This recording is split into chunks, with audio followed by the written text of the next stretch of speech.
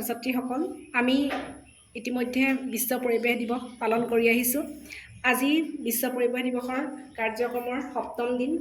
আজিৰ কাৰ্যসূচী হৈছে একক ব্যৱহাৰ্য প্লাষ্টিকক না কওক।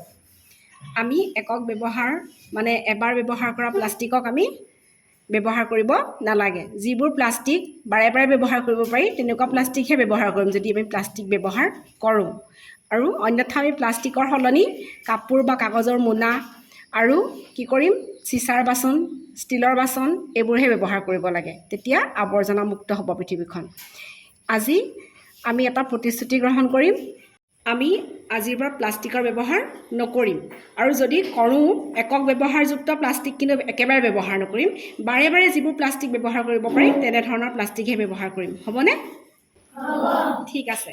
এতিয়া তেন্তে হ'লে তোমালোকে মই যি কওঁ মোৰ লগে লগে ক'বা। আমি একক ব্যৱহাৰ্য প্লাষ্টিকৰ ব্যৱহাৰ নকৰোঁ আৰু আনকো কৰিবলৈ নিদিওঁ।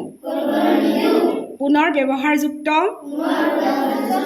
বাচন বৰ্তন, মোনা আদি ব্যৱহাৰ কৰি আমাৰ পৃথিৱীখনক প্লাষ্টিকমুক্ত, আৱৰ্জনামুক্ত আৰু নিকা কৰি বসবাসৰ উপযোগী কৰি ৰাখিম।